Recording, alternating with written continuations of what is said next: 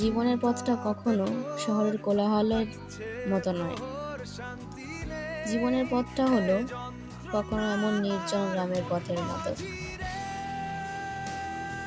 আবার যেখানে পাশে শুধু জল থাকবে আর সবুজ নীরবতা থাকবে। অনেক কিছুই হারিয়েছি জীবনে, আবার অনেক কিছু শিখেওছি নতুন করে।